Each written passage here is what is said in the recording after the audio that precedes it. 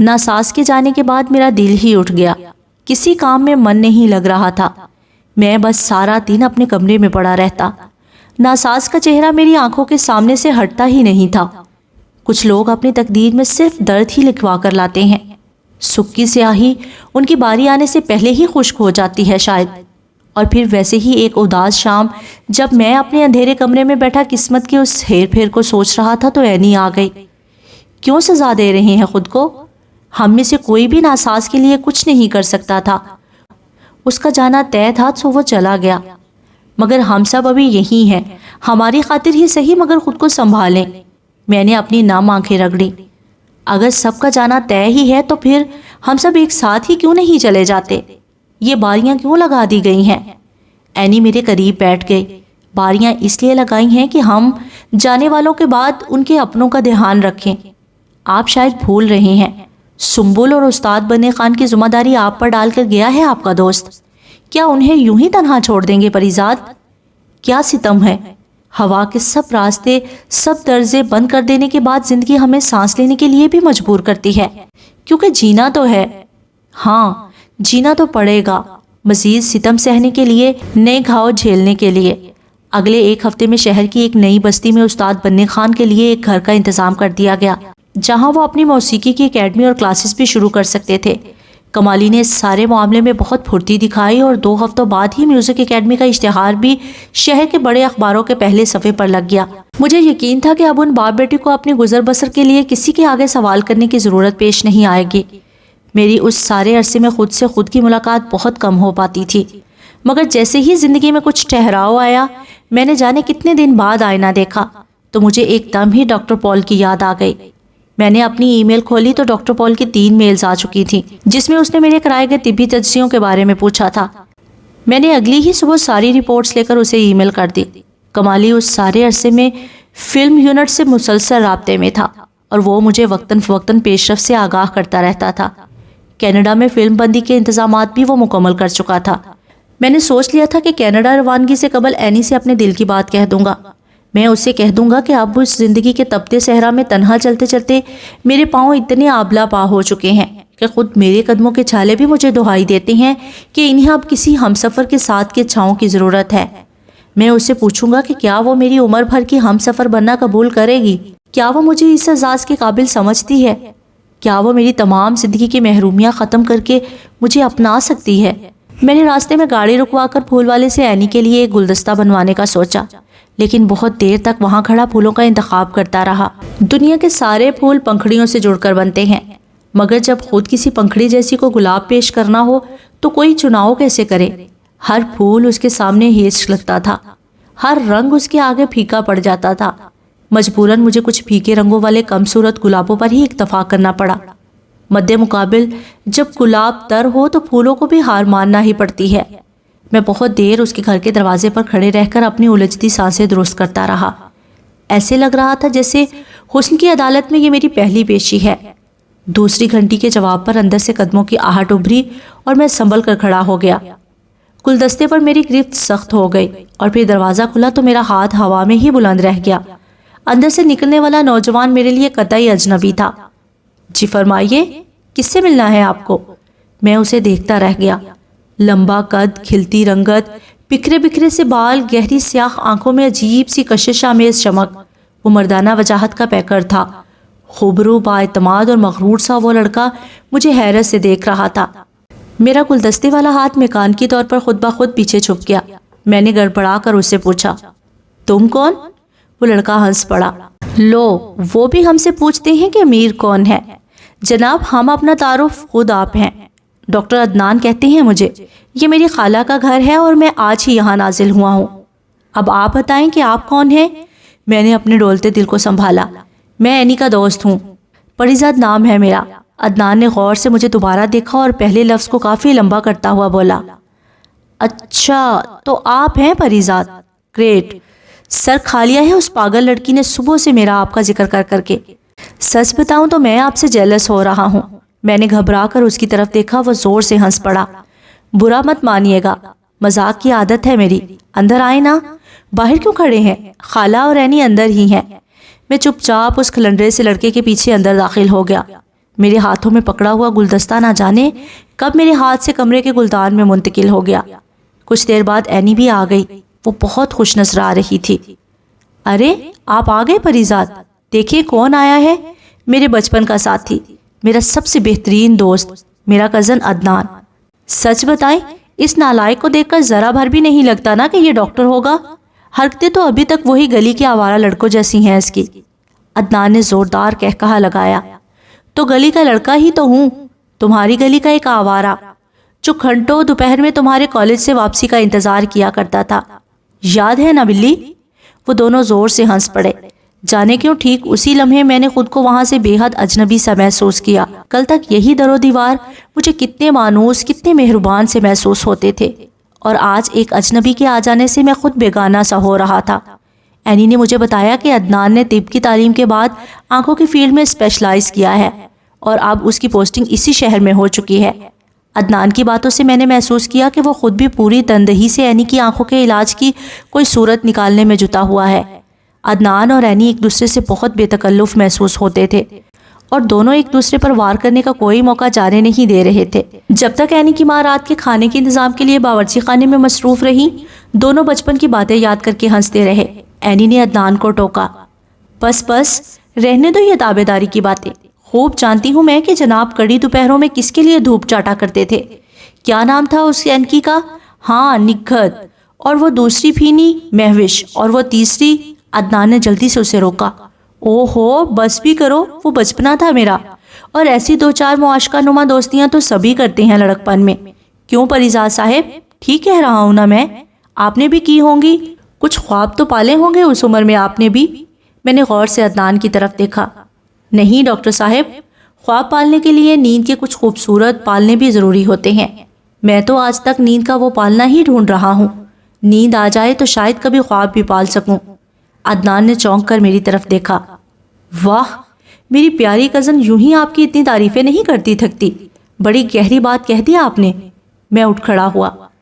اب میں اجازت چاہوں گا، انشاءاللہ پھر ملاقات ہوگی۔ وہ دونوں بوکھلا سے گئے۔ اینی جلدی سے بولی، ارے آپ کہاں چل دیے؟ امی نے کھانا لگا دیا ہے، اور آپ نے تو آنے سے پہلے فون پر مجھے کہا تھا آپ کو مجھ سے کوئی بہت ضروری بات کرنی ہے۔ بتائیں نا۔ عدنان نے چونک کر میری طرف دیکھا۔ میں نے جلدی سے بات بنائی۔ ارے ہاں، یاد آیا، فلم کا یونٹ کینیڈا جا رہا ہے، شاید میں بھی جاؤں، سوچا تم سے بھی پوچھ لوں۔ اینی خوشی سے چلائی، واہ زبردست، کاش میں بھی ساتھ چل سکتی، مگر اب یہ صاحب جو تشریف لے آئے ہیں میرے دشمن جاں، یہ مجھے کہاں جانے دیں گے اب؟ میں نے چونک کر اینی کی طرف دیکھا۔ کیوں؟ عدنان نے جلدی سے دخل دیا۔ پریزاد صاحب، آپ ہی سمجھائیں اس لڑکی کو۔ میں نے امریکہ کے بہت بڑے طبی ادارے سے اینی کی آنکھوں کے میچنگ لینس کی بات کی ہے۔ وہ لوگ 90% پر امید ہے کہ وہ یہ آپریشن کر سکتے ہیں، اور انہیں مشابہت والا کرینہ بھی مل جائے گا، کیونکہ آج کل باہر کے ملکوں میں سزائے موت کے قیدی یا بستر مرگ پر پڑے ہوئے مریض عموماً اپنے اعضاء مرتے وقت دان کر جاتے ہیں، یا اپنے بیوی بچوں کی آئندہ کفالت کے لیے بھاری رقم کے عوض بیچ دیتے ہیں۔ میں نے اینی کے میچنگ لینس کے لیے ایسے ہی کئی اداروں میں رجسٹریشن کروا رکھی ہے، اور وہ لوگ کرینے ملتے ہی ہمیں اطلاع کر دیں گے۔ میں نہیں چاہتا کہ ایسے وقت میں اینی کی غیر موجودگی کی وجہ سے ہمیں دیر ہو جائے۔ اینی نے حتمی لہجے میں کہا۔ خواب دیکھنا چھوڑ دو my dear cousin doctor Adnan, پہلے تو یہاں سے امریکہ جانے کے لیے ہی لاکھوں روپے چاہیے ہوں گے، اور پھر ڈونیشن اور آپریشن کا خرچ الگ، کہاں سے آئیں گے اتنے روپے؟ اور تم یہ بھی اچھی طرح جانتے ہو کہ میں صرف اپنی جمع کی ہوئی رقم سے ہی اپنا آپریشن کرواؤں گی، اور ہم دونوں یہ بات بہت پہلے طے کر چکے ہیں۔ سو نو مور بحث، اوکے؟ وہ دونوں بچوں کی طرح بحث کر رہے تھے۔ میں نے اینی سے اجازت چاہی اور بھاری قدموں سے وہاں سے اٹھایا۔ سارے راستے ان دونوں کی نوک جھونک میرے کانوں میں گونجتی رہی۔ عدنان کو اینی سے بے تکلف ہوتے دیکھ کر ایک عجیب سی بے چینی میرے رگوں پے میں پھیلتی جا رہی تھی، مگر خود اینی بھی تو اس کے ساتھ اتنی ہی بے تکلفی سے پیش آ رہی تھی۔ جنہیں ہم چاہتے ہیں وہ کسی اور سے بے تکلف ہو کر بات کریں تو ہمارے خون کی گردش کیوں تھمنے لگتی ہے؟ کانٹوں جیسی چبھن اور کسک ہمارے وجود کو کیوں چھلنی کرنے لگتی ہے؟ کیا اسی کو رقابت کہتے ہیں؟ ساری رات میں اپنے بستر پر کروٹیں بدلتا رہا۔ یہ رقابت تو محبت سے بھی زیادہ جان لیوا آزار ہے۔ اگلے چند روز ٹیلی فون کی ہر گھنٹی پر میں چونک چونک جاتا، مگر اینی تو جیسے عدنان کے آنے پر بہت زیادہ مصروف ہو گئی تھی۔ مجھے چڑچڑاہٹ سی ہونے لگی اور میرا عملہ اس کا نشانہ بننے لگا۔ کمالی نے یہ بات نوٹ کر لی اور تیسرے دن ڈرتے ڈرتے پوچھ ہی لیا کہ کیا مجھے کوئی پریشانی ہے۔ میں اسے کیا بتاتا، مجھے تو خود پتا نہیں تھا کہ میرے اندر کیا چل رہا ہے۔ مگر چوتھے روز پی اے نے جب مجھے اطلاع دی کہ مس قرۃ العین مجھ سے ملنے آئی ہیں تو ایک لمحے میں ساری بے چینیاں، ساری بے تابیاں جانے کہاں ہوا ہو گئی اور میں بے تابی سے ملاقاتی کمرے کی طرف لپکا۔ مگر وہ تنہا نہیں آئی تھی، عدنان بھی اس کے ساتھ تھا۔ میری آہٹ سنتے ہی وہ ناراضگی سے بولی، کہاں غائب ہیں آپ 3 دن سے؟ نہ کوئی فون، نہ کوئی خیر خبر۔ میں آپ سے سخت ناراض ہوں، جان لیں اچھی طرح۔ میں نے مصروفیت کا بہانہ کیا مگر وہ روٹھی رہی۔ عدنان نے مسکرا کر میری طرف دیکھا، بڑی ضدی ہے یہ بچپن سے سر، مجھ سے پوچھئے۔ میں نے گہری نظروں سے اس کے حسن ناراض کو دیکھا۔ سفید لباس اور سیاہ دوپٹے میں وہ نور کا ایک حالہ لگ رہی تھی۔ چلو کچھ جرمانہ طے کر دو میری غیر حاضری کا۔ آخرکار بات یوں بنی کہ مجھے ان دونوں کو رات کے کھانے پر شہر کے ایک مشہور اوپن ایئر ریسٹورنٹ میں مدعو کرنا پڑا۔ عدنان نے جاتے وقت اینی کے کمرے سے نکلتے ہی جلدی سے مجھے بتایا کہ اینی کے لیے میچنگ لینس کا انتظام ہو گیا ہے، مگر اینی جانے کے لیے تیار نہیں ہے۔ عدنان نے دبے لفظوں سے مجھ سے رات کو اینی کو منانے کی درخواست کی۔ وہ اپنا آبائی گھر بیچ کر اینی کا علاج کروانا چاہتا تھا۔ ان کے جانے کے بعد پھر سے وہی 1000 خدشے، 1000 وسوسے۔ مجھے یوں لگ رہا تھا جیسے میری محبت ریت کے ذروں کی طرح میری مٹھی سے نکلتی جا رہی ہے۔ رات کو ریسٹورنٹ کی ٹیبل پر وہ دونوں مجھ سے پہلے موجود تھے۔ کتنے مکمل لگتے تھے وہ دونوں ایک دوسرے کے ساتھ، جیسے 2 ہنسوں کا جوڑا ہو۔ کوئی ہم تینوں کو وہاں ایک ساتھ بیٹھے دیکھتا تو اسے میرا وجود ہی اضافی لگتا۔ عدنان کی کوئی فون کال آئی تو وہ اٹھ کر ذرا فاصلے پر چلا گیا۔ اینی نے میری خاموشی محسوس کر لی۔ آپ اتنے چپ چپ سے کیوں ہیں پریزاد؟ آج دن کو بھی میں نے محسوس کیا تھا کہ آپ گمسم ہیں۔ نہیں، ایسی کوئی بات نہیں۔ تم عدنان کی بات مان کیوں نہیں لیتی؟ وہ تمہارے ہی بھلے کی بات کر رہا ہے۔ اینی نے لمبی آہ بھری۔ اچھا، تو ڈاکٹر صاحب کا جادو آپ پر بھی چل گیا؟ میں نے دھیرے سے کہا، ہاں وہ ہے ہی ایسا جادوگر۔ آج کل چاروں طرف مجھے اسی کا سحر محسوس ہوتا ہے۔ اینی ہنس دی۔ ہاں ٹھیک کہا آپ نے۔ پتہ ہے پریزاد، میں نے 7 سال کی عمر کے بعد عدنان کو نہیں دیکھا۔ جانے اب کیسا دکھتا ہوگا۔ پہلے تو ہر وقت مٹی میں اٹا رہتا تھا، بڑی مار پڑتی تھی اسے خالہ سے۔ آپ کو ایک بات بتاؤں پریزاد، میری زندگی کی بہت بڑی خواہش تھی کہ جب میری بینائی واپس آئے میں سب سے پہلے عدنان کو ہی دیکھنا چاہتی تھی۔ ہاں مگر اب اس فہرست میں ایک اور ہستی بھی شامل ہو چکی ہے، اور وہ آپ ہیں پریزاد۔ اب میں عدنان کے ساتھ آپ کو بھی پہلی نظر میں دیکھنا چاہتی ہوں۔ میرا دل چاہا کہ اس سے کہوں، کہاں ہیرے اور کوئلے کو ایک ہی فہرست میں درج کر رہی ہو، دیکھے جانے کے قابل صرف عدنان ہے۔ اتنے میں عدنان بھی اپنی جگہ پر واپس آ کر بیٹھ گیا۔ جی پریزاد صاحب، کچھ آیا اس پگلی کی عقل میں یا نہیں؟ اسے سمجھائیں کہ اپنوں کے خلوص کو یوں ٹھکرایا نہیں کرتے۔ اینی نے احتجاج کیا۔ ایسی بات نہیں ہے، تم سمجھنے کی کوشش کیوں نہیں کرتے؟ تمہارے پاس تمہارے آبائی گھر کے علاوہ اور ہے ہی کیا؟ اور پھر ہم دونوں کے بچپن کی اور خالہ کی کتنی یادیں وابستہ ہیں اس گھر سے۔ میری نظر میں وہ سب یادیں میری بینائی سے بھی بہت زیادہ اہم ہیں۔ بس ہو گیا فیصلہ، تم وہ گھر نہیں بیچو گے، اور اگر کبھی تم نے ایسا کیا تو ساری زندگی مجھ سے بات مت کرنا۔ عدنان نے بیچارگی سے میری طرف دیکھا۔ میں نے دخل اندازی کی۔ تم دونوں خواہ خواہ جھگڑ رہے ہو۔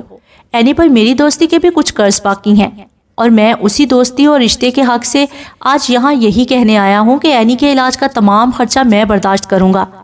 کیا میرا اتنا بھی حق نہیں ہے؟ نہیں پریزاد، ایسا مت کہیں۔ میں آپ سے رقم نہیں لوں گی۔ میں نے زندگی بھر ایک یہی خودداری کا بھرم ہی تو کمایا ہے۔ کیا آپ دونوں مجھ سے میری عمر بھر کی یہ واحد کمائی بھی چھین لینا چاہتے ہیں؟ کیا فائدہ ایسی بینائی کا جس کے ملنے کے بعد میری نظر تمام عمر جھکی رہے؟ پلیز آپ ایسا نہ کریں۔ میں نے ایک گہری سانس لی۔ ٹھیک ہے، اگر تمہاری یہی مرضی ہے تو یوں ہی صحیح، مگر پھر تمہیں میری ایک بات ماننا ہوگی۔ میں عمر بھر تمہاری خودداری کا یہ بھرم دیکھنا چاہتا ہوں، لیکن تمہارا علاج بھی اسی قدر ضروری ہے۔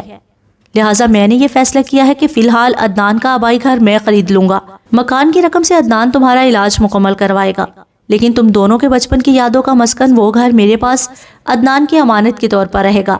عدنان جب بھی رقم جمع کر لے گا مجھ سے اپنا وہ مکان واپس لے سکتا ہے۔ اینی نے بے چینی سے پہلو بدلا۔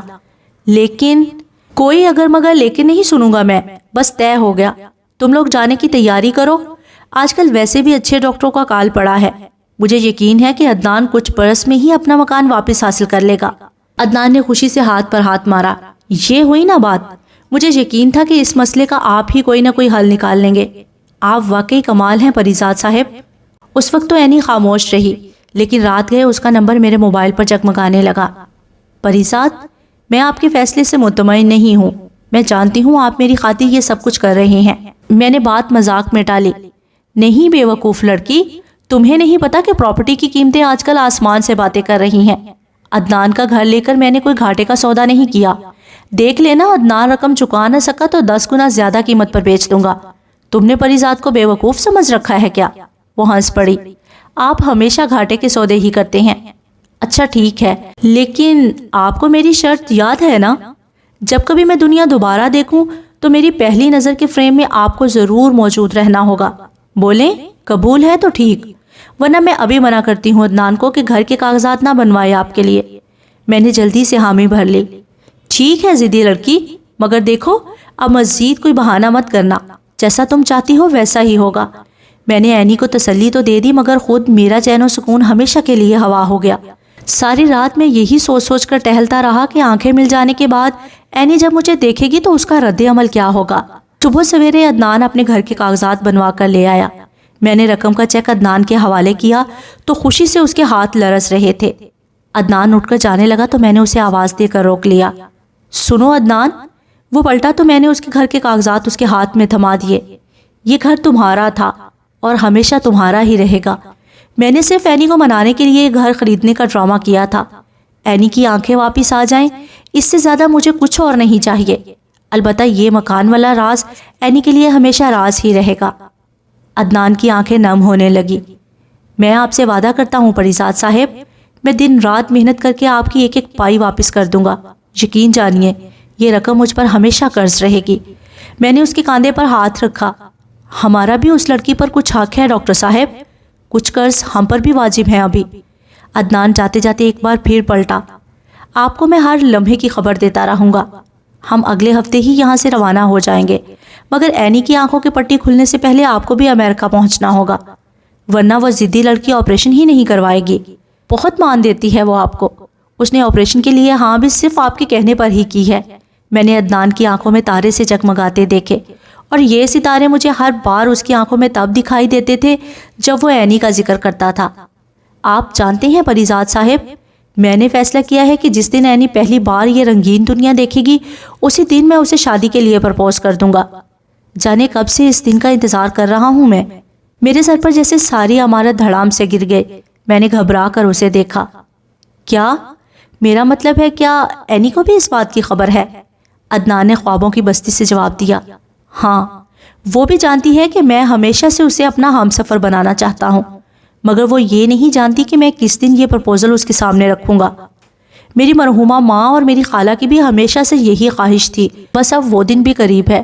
چلتا ہوں، بہت سے کام ادھورے پڑے ہیں۔ عدنان پلٹ کر چلا گیا۔ میرا سر بری طرح چکرا رہا تھا۔ میں وہیں کرسی پر ہی ڈھیر ہو گیا۔ کچھ دیر میں کمالی کسی کام سے اندر آیا تو میری حالت دیکھ کر گھبرا گیا۔ آپ ٹھیک تو ہیں سر؟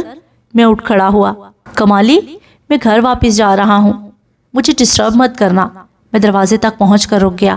کمالی ابھی تک گمسم سا کھڑا تھا۔ کمالی، تم نے کہا تھا کہ تم نے بہت ٹوٹ کر کسی سے محبت کی تھی، تو کیا اس محبت کا کوئی رقیب بھی تھا؟ کمالی نے حیرت سے میری طرف دیکھا۔ نہیں سر، خوش قسمتی سے رقابت کا زہر میں نے کبھی نہیں پیا، مگر سنا ہے کہ محبت کی اصل روح تبھی ظاہر ہوتی ہے جب کوئی رقیب درمیان میں پڑتا ہے۔ میں نے کھوئے ہوئے لہجے میں کمالی سے پوچھا، رقیب کے ساتھ کیسا سلوک کرنا چاہیے کمالی؟ رقیب کے ساتھ رقابت کرنی چاہیے سر۔ رقیب پر رحم کھانے والا دراصل اپنی محبت کے ساتھ مخلص نہیں ہوتا۔ میں نے چونک کر اسے دیکھا۔ لیکن محبت تو محبت ہوتی ہے، نہ کہ کوئی جنگ۔ کمالی مسکرا دیا۔ محبت میں رقابت سے بڑی جنگ بھلا اور کیا ہوگی اس دنیا میں سر؟ اور آپ نے تو سنا ہوگا کہ محبت اور جنگ میں سب جائز ہوتا ہے۔ میں دفتر سے باہر نکلا تو رقابت کا زہر میرے پورے وجود میں اپنے پنجے گاڑنا شروع کر چکا تھا۔ جانے کب دن ڈھلا اور کب رات ہوئی، میرا سارا جسم جل رہا تھا۔ کبیر نے رات گئے جب گھر کے دروازوں اور گیٹ کو تالا لگانے کی اجازت چاہی تو میری آنکھیں اس پر جم گئی۔ کبیر خان، تم میرے لیے کیا کر سکتے ہو؟ کبیر نے حیرت سے میری طرف دیکھا۔ ہم جان لے سکتا ہے اور جان دے بھی سکتا ہے صاحب۔ کبیر خان کچھ دیر تک میرے جواب کا انتظار کرتا رہا۔ آپ حکم کرو صاحب، کبیر خان کا جان بھی حاضر ہے آپ کے لیے۔ میں اپنے خیالات سے چونکا۔ ہاں فی الحال کچھ نہیں، بس ایسے ہی کچھ خیال آ گیا تھا. تم جاؤ، رات بہت ہو گئی ہے. تمہاری گھر والی راہ دیکھتی ہوگی تمہاری. کبیر کچھ کہتے کہتے رک گیا اور الجھن زدہ سا وہاں سے چلا گیا. یہ مجھے کیا ہوتا جا رہا ہے؟ میرے اندر یہ کیسی عجیب سی ایک جنگ چھڑنے لگی تھی، جیسے میرا وجود 2 حصوں میں تقسیم ہوتا جا رہا تھا. میرے اندر ایک نیا پریزاد جنم لینے لگا تھا جو مجھے رقیب سے رقابت کے سبق سکھانے لگا تھا. وہ سارا دن میرے اندر بولتا رہتا تھا، یہ کیا کرنے جا رہے ہو احمق انسان؟ خود اپنے ہاتھوں اپنی قبر کھودنے کا انتظام خوب کیا ہے تم نے. اب تمہاری رقم سے عدنان عینی کی آنکھوں کا علاج کروائے گا، اور جب وہ لڑکی تمہیں اس شہزادے کے پہلو میں کھڑا دیکھے گی تو فیصلہ کس کے حق میں ہوگا یہ تم بھی اچھی طرح جانتے ہو. ٹھیک ہی کہا تھا عدنان نے.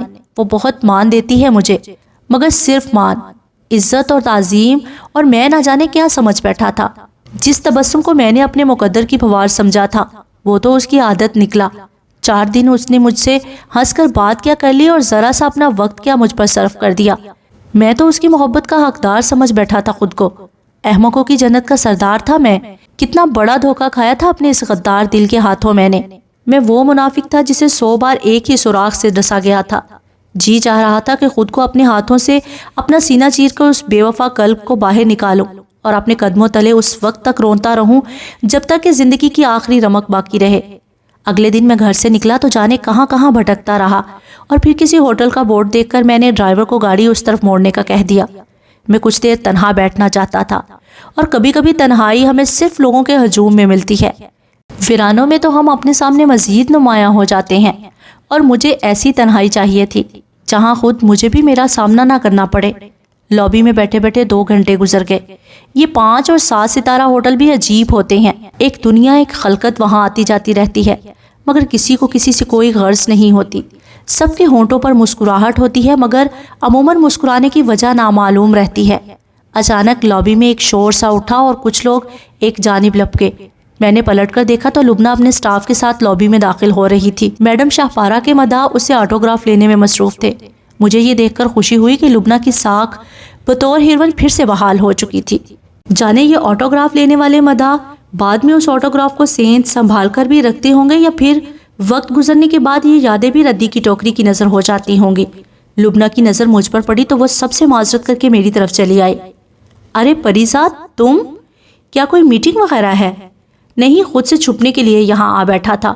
میرا جواب سن کر وہ خاموش سی ہو گئی. کیوں چلاتے رہتے ہو خود کو ہمیشہ؟ کب تک چلتے رہو گے؟ یہ دنیا تمہارے اندر کی دنیا سے بہت مختلف ہے. پلیز خود کو اس دنیا کے مطابق ڈھالنے کی کوشش کرو. میں دھیرے سے مسکرایا. گویا منافقت کا درس دے رہی ہو مجھے؟ نہیں پریزاد، مگر یہ دوغلا پن ہماری فطرت بن چکا ہے. کمالی صاحب مجھے بتا رہے تھے کہ تم ہمارے ساتھ کینیڈا نہیں چل رہے ہو. کیا کوئی پریشانی ہے؟ میں نے بات ٹالی. نہیں، تم لوگ پہنچو، میں بعد میں آ جاؤں گا. اور سنو، مجھے یقین ہے کہ یہ فلم تمہارے کریئر کی بہترین فلم ہوگی، لیکن وعدہ کرو سپر ہٹ ہو جانے کے بعد پہلا آٹوگراف میرے لیے ہوگا. وہ ہنستے ہنستے رو پڑی. مت کیا کرو ایسی باتیں، یہ سب تمہاری وجہ سے ہے، اور اگر میرا بس چلے تو ساری دنیا کو تم سے آٹوگراف لینے بھیج دوں. میں تمہیں بتا نہیں سکتی کہ میں تمہاری کتنی احسان مند ہوں پریزاد. میں نے شکوہ کیا. پھر وہی احسان کی بات. کتنی بار تمہیں سمجھاؤں کہ دوستی میں احسان نہیں ہوتا. لبنہ کی آنکھیں ابھی تک نم تھی. تم نہیں جانتے پریزاد، مجھ جیسے لوگ جو زندگی میں ان گنت سمجھوتے کر کے یہاں تک پہنچتے ہیں، ان کے لیے کسی کا یہ بے لوث رویہ دنیا کے کسی بھی احسان سے کہیں بڑھ کر ہوتا ہے. کبھی کبھی تو ہمارے ضمیر کو عمر بھر کچوکے لگاتا رہتا ہے کہ بدلے میں ہم اپنے محسن کے لیے کچھ بھی نہیں کر پائے، اور یہ احساس بڑا بے سکون کر دینے والا ہوتا ہے. لبنہ کے جانے کے بعد بھی میں بہت دیر تک بے مقصد وہیں بیٹھا رہا. میں نے اپنا موبائل خاموش کر دیا تھا. بے خیالی میں میری نظر پڑی تو کمالی اور عینی سمیت بہت سے لوگوں کی کالز دکھائی دی. عجیب عذاب نما شے ہے یہ سیل فون بھی. ہر وقت ہر کسی کی دسترس میں رکھتا ہے، کسی مضبوط شکنجے جیسا. دفتر پہنچا تو پی اے نے بتایا کہ عینی بی بی کا درجنوں بار فون آ چکا ہے. اس نے بنا پوچھے فون ملا دیا. وہ مجھ سے روٹھی ہوئی تھی. کہاں چلے جاتے ہیں آپ یوں بنا بتائے؟ 4-5 دن بعد میری روانگی ہے اور آپ ہیں کہ مجھے وقت ہی نہیں دے رہے. یاد رکھیں پریزاد، اگر آپ وقت پر نیو یارک نہ پہنچے تو میں آپریشن نہیں کرواؤں گی. اور اسے دھمکی مت سمجھیے گا. نہ چاہتے ہوئے بھی میرا لہجہ کچھ تلخ سا ہو گیا. نہ ہوا کرو میرے لیے اتنا پریشان. مجھ جیسے بے مول انسان کی اتنی فکر نہ کیا کرو. اور بہت لوگ ہیں یہاں تمہاری توجہ کے قابل۔ اینی روحان سی ہو گئی۔ کیوں؟ کیا مجھے آپ کے لیے فکر کرنے اور پریشان ہونے کا حق بھی نہیں ہے؟ ٹھیک ہے، میں کہیں نہیں جا رہی۔ اس نے فون رکھ دیا اور پھر شام تک وہ بڑی مشکل سے مانی۔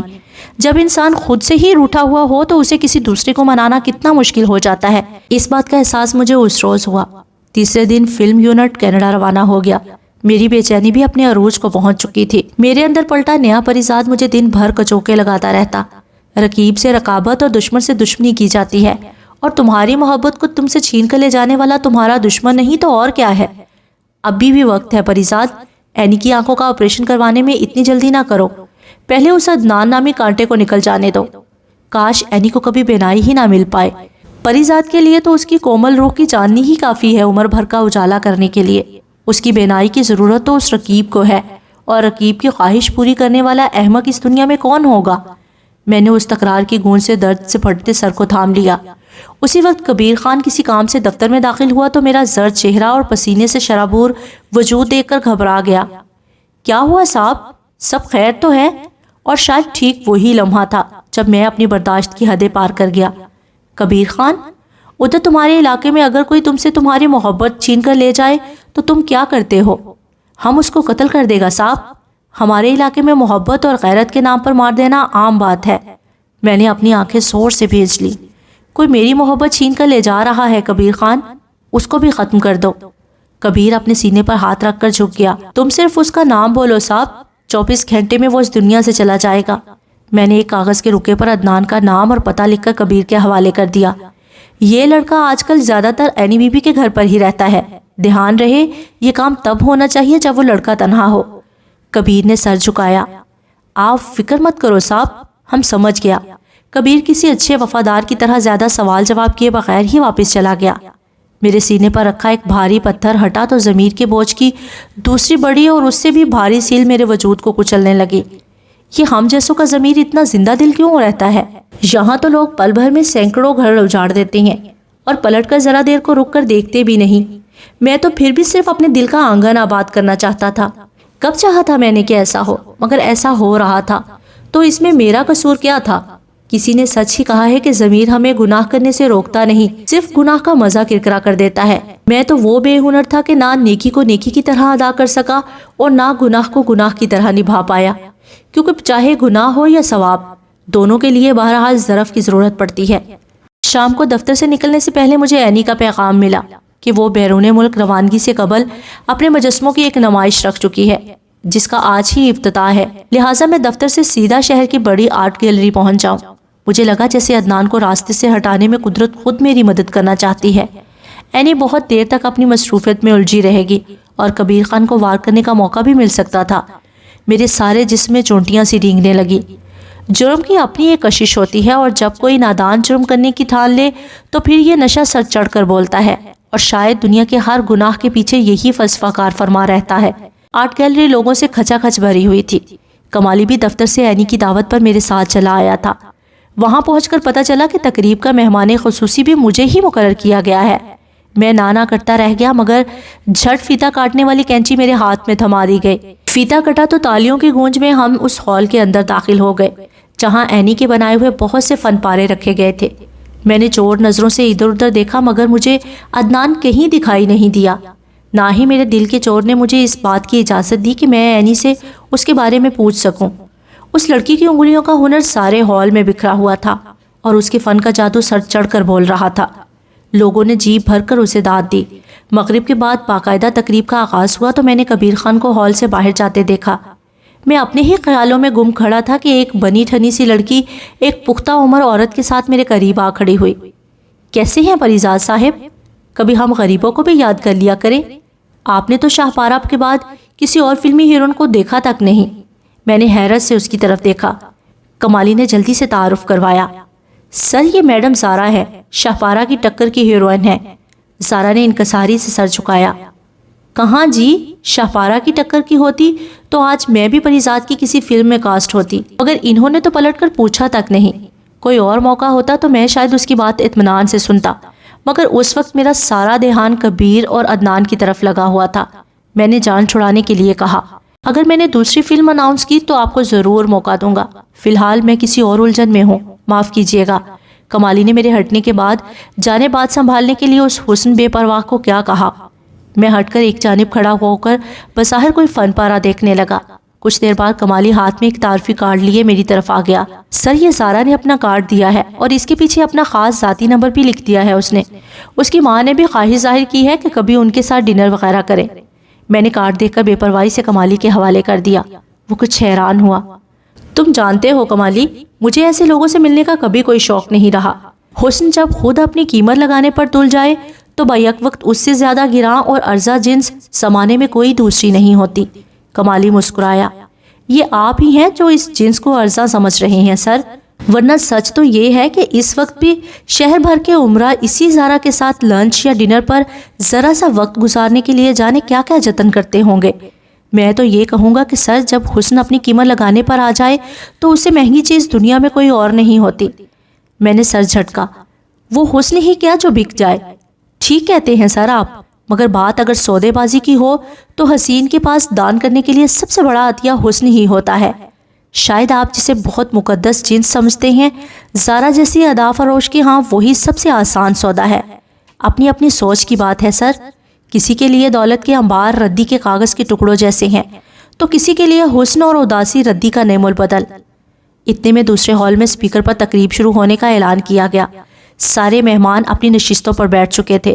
میں پہلی رو میں اپنے نام والی نشست پر بیٹھا تو اچانک میری نظر سٹیج کے پیچھے اپنے کاموں میں مصروف عدنان پر پڑی۔ میں نے بے چینی سے ادھر ادھر دیکھا تو کبیر خان مجھے ہال کے دروازے پر جمع کھڑا نظر آیا۔ میری اسے نظر ملی تو اس نے آنکھوں ہی آنکھوں میں مجھے مطمئن رہنے کا اشارہ کیا، جیسے کہہ رہا ہو کہ آپ فکر نہ کریں صاحب، آپ کا غلام موجود ہے یہیں۔ میں نے اینی کو سختی سے منع کیا تھا کہ وہ کسی صورت مجھے سٹیج پر آ کر کچھ کہنے کا نہ کہے، کیونکہ میری طبیعت اس وقت اجازت نہیں دے رہی۔ لہٰذا تقریب کے اناؤنسر نے سب سے پہلے میری طبیعت کی خرابی کا بہانہ کر کے میری طرف سے تمام حاضرین کا شکریہ ادا کیا، اور پھر ایک ایک کر کے تقریب میں موجود متعلقہ فن کے ماہرین کو ڈائس پر بلایا جاتا رہا اور وہ اینی کے فن کے بارے میں اپنی رائے دے کر پلٹتے رہے۔ میں اپنے خیالوں میں گم بیٹھا یہ سب کچھ دیکھ رہا تھا اور مجھے پتہ ہی نہیں چلا کہ کب کوئی میرے قریب آ کر بیٹھ گیا۔ کن خیالوں میں گم ہے پریزاد صاحب؟ میں عدنان کی آواز سن کر اچھل ہی پڑا۔ مجھے لگا جیسے اس نے میرے خیالات پڑھ لیے ہوں، مگر وہ اپنی دھن میں بولے گیا۔ آپ جانتے ہیں پریزاد، اینی بہت خوش ہے، جانے کیا کیا منصوبے بناتی رہتی ہے سارا دن کہ جب اس کی بینائی واپس آ جائے گی تو وہ ایک بار پھر سے میرے ساتھ اپنے بچپن کے اسکول، محلے، گلی، سڑکوں اور گھر کو دیکھنے جائے گی، اور ہر وہ جگہ جہاں سے اس کی کوئی یاد جڑی ہے، لیکن ہر جگہ آپ ہمارے ساتھ ہوں گے۔ اس معصوم لڑکی نے اپنی زندگی کے کتنے سال اندھیروں میں کاٹ دیے۔ میں نے بھی تہیہ کر لیا ہے کہ میرے رب کی مہربانی سے جب اینی کی بصارت واپس آ جائے گی تو اس کے نصیب کے ہر اندھیرے کو روشنی میں بدل دوں گا، اور یہ سب آپ کی وجہ سے ممکن ہوگا پریزاد صاحب۔ اصل میں یہ آپ ہی ہیں جو ہم دونوں کی زندگی میں ضیاء بن کر آئے ہیں۔ میں گمسم سا عدنان کی باتیں سن رہا تھا کہ اسٹیج پر سب سے آخر میں اینی کا نام پکارا گیا۔ ہال میں تالیوں کے گونج کے دوران وہ دھیرے دھیرے چلتی اپنی کسی ساتھی کے سہارے ڈائس تک پہنچی تو سناٹا سا چھا گیا۔ وہ بولی تو میرے آس پاس صرف اس کے لفظ اپنے سر بکھیرنے لگے۔ آج میری زندگی کا بہت بڑا دن ہے، اس لیے نہیں کہ آج میرے فن پاروں کی نمائش ہوئی ہے اور ملک کے نامور فنکاروں نے میرے فن کو سراہا۔ یہ مدح سرائی تو مجھ جیسی ہر نئی آرٹسٹ کا خواب ہوتی ہے، مگر ان سب باتوں سے بڑھ کر بھی ایک خوشی ہے، ایک اعزاز ہے میرے لیے کہ میرے محسن، میرے آئیڈیل نے آج میری زندگی کے اس اہم یونٹ کا افتتاح اپنے ہاتھوں سے کیا۔ آج میں آپ سے اپنی ایک اور اہم خوشی بانٹنا چاہتی ہوں۔ 3 دن بعد میری یو ایس سے روانگی ہے۔ چند دن ماہ بعد جب میں واپس آؤں گی تو شاید اس وقت مجھے اس سفید چھڑی کے سہارے کی ضرورت محسوس نہیں ہوگی، اور یہ سب میرے اس محسن کی دوستی کا کرشمہ ہوگا۔ ہماری زندگی میں کچھ لوگ ایسے بھی آتے ہیں جن سے قدرت ہمارے نصیب کے سارے تار جوڑ دیتی ہے۔ میری زندگی میں پہلے ایسے 2 لوگ تھے، میری ماں اور میرے بچپن کا ساتھی عدنان، جس نے ہر قدم پر میرا حوصلہ بڑھایا اور مجھے جینے کی راہ دکھائی۔ مگر اب کوئی اور بھی ہے جو میری خوشیوں کا ضامن ہے، جس کے ہوتے ہوئے مجھے پورا یقین ہے کہ غم کبھی میرے آس پاس بھی بھٹک نہیں سکتا، کیونکہ کچھ لوگوں کا وجود ہی ہمارے اندر روشنی بھر دینے کے لیے کافی ہوتا ہے۔ اور آج آپ لوگ جو میرے ارد گرد یہ خوشیوں کی بہار دیکھ رہی ہیں، یہ سب اس عظیم ہستی کی دین ہے، وہی جو میرے محسن، میرے آئیڈیل اور دنیا میں سب سے زیادہ محترم ہے میرے لیے۔ سارا ہال اینی کی تقریر ختم ہونے پر تالیوں سے گونج اٹھا اور بہت دیر تک شور سے کان پڑی آواز سنائی نہیں دے رہی تھی، لیکن ہال کے اس شور سے کہیں زیادہ شور اور چیخو پکار خود میرے اندر مچی ہوئی تھی۔ مجھے اپنا آپ بہت چھوٹا، بہت حقیر محسوس ہو رہا تھا۔ میرے اندر لگے آئینے میں دوسری جانب کھڑا پریزاد مجھ سے چیخ چیخ کر کہہ رہا تھا، تم ایک خود غرض انسان ہو پریزاد، کیا یہی تمہاری نام نہاد محبت ہے کہ خود اپنے ہاتھوں اپنی چاہت کی خوشیوں کا گلا گھونٹنے چلے ہو؟ کتنے کم ظرف ہو تم، اور کتنی اعلیٰ ظرف ہے وہ کہ وہ تمہیں اتنا مان دیتی ہے، مگر تم اس مان کے قابل کہاں؟ تم بھی وہی عام دنیا دار نکلے پریزاد، خود غرض اور مطلب پرست۔ جتنا تمہارا تن میلا ہے اتنا ہی تمہارا من گدلا، یہی تمہاری اصلیت اور یہی تمہاری اوقات ہے پریزاد۔ میرے اندر کی آوازیں اتنی بلند ہونے لگی کہ میں نے گھبرا کر کانوں پر ہاتھ رکھ لیے، اور ٹھیک اسی لمحے اس کی ملائم آواز سنائی دی، پریزاد کہاں چھپے بیٹھے ہیں آپ؟ میں آپ کو سارے ہال میں ڈھونڈتی پھر رہی ہوں، آپ کی طبیعت تو ٹھیک ہے نا؟ میں نے گھبرا کر اینی کی طرف دیکھا۔ تقریب ختم ہو چکی تھی اور لوگ ایک ایک کر کے اینی کو کامیاب نمائش پر مبارکباد دے کر واپس پلٹ رہے تھے۔ ہاں میں ٹھیک ہوں، یوں ہی بس ذرا بھیڑ میں جی گھبرا رہا تھا۔ تم بتاؤ، تم خوش تو ہو نا؟ آج تم نے یہ معرکہ بھی سر کر ہی لیا۔ اینی ہنس پڑی، وہ بہت ہلکی پھلکی لگ رہی تھی۔ جناب یہ سارے مارکے آپ کی وجہ سے سر ہو رہے ہیں، پتہ ہے عدنان تو مجھے کہتا ہے کہ آپ میری زندگی میں میرا لکی چارم بن کر آئے ہیں، وہ کیا کہتے ہیں اسے آپ شاعرانہ گفتگو میں، خوش نصیبی کا ستارہ۔ عدنان کے ذکر پر جیسے مجھے کچھ دوبارہ یاد آ گیا اور میں نے گھبرا کر ادھر ادھر دیکھا، مگر یہ عدنان کہاں ہے؟ دکھائی نہیں دے رہا۔ اینی مسکرائی، پتہ نہیں، کہہ رہا تھا کہ مجھے کوئی سرپرائز دینا چاہتا ہے، شاید کسی کام سے اسی سلسلے میں باہر گیا ہے، بس آتا ہی ہوگا۔ میرے ہوش اڑ گئے، عدنان تنہا باہر نکل چکا تھا۔ میں نے جلدی سے گھڑی پر نظر ڈالی، رات کے 10 بج رہے تھے۔ میں نے اینی کو وہیں رکنے کا کہا اور جلدی میں باہر کی جانب لپکا۔ میرے سارے خدشے شاید آج ہی درست ثابت ہونا تھے۔ میری گاڑی کے قریب میرا ڈرائیور اور گھر کا دوسرا گارڈ مستعد کھڑے تھے۔ میں نے ہڑبڑائے ہوئے لہجے میں ان سے پوچھا، کبیر خان کہاں ہے؟ ڈرائیور نے ادب سے جواب دیا کہ وہ کسی ضروری کام کا کہہ کر باہر نکلا ہے۔ میرے ساتھ جانے کے لیے اس نے گھر سے دوسرا گارڈ طلب کر لیا تھا۔ اسی گارڈ نے مجھے بتایا کہ کبیر خان کسی پرائیویٹ گاڑی میں باہر نکلا ہے۔ میرے ہاتھ پاؤں پھولنے لگے۔ یقیناً کبیر خان عدنان کے پیچھے گیا تھا تاکہ موقع پا کر اسے ختم کر دے۔ میں نے کانپتے ہاتھوں سے کبیر کا نمبر ڈائل کیا۔ گھنٹی بجتی رہی مگر اس نے فون نہیں اٹھایا۔ میں نے جلدی سے دوبارہ نمبر ملایا۔ میرے اندر سمندر کی تیز لہروں جیسا شور ٹھاٹھے مار رہا تھا، فون اٹھاؤ کبیر خان، ورنہ آج ہم دونوں کے ہاتھوں ایک گناہ کبیرہ سرزد ہو جائے گا۔ فون اٹھاؤ کبیر، خدا کے لیے فون اٹھاؤ۔ میں نے خود کلامی کرتے ہوئے 5ویں مرتبہ کبیر کا نمبر ڈائل کیا۔ تیسری گھنٹی پر اس نے فون اٹھا لیا۔ میری آواز کانپ گئی، تم کہاں ہو کبیر خان؟ جلدی واپس لوٹ آؤ۔ دوسری جانب ٹریفک کا بہت شور تھا۔ ہم شکار کے پیچھے آیا ہے صاحب، تو فکر مت کرو، وہ اس وقت ٹھیک ہمارے نشانے پر ہے۔ میں نے چیخ کر کہا، نہیں کبیر خان، ایسی غلطی مت کرنا، میرا حکم ہے فوراً واپس آ جاؤ۔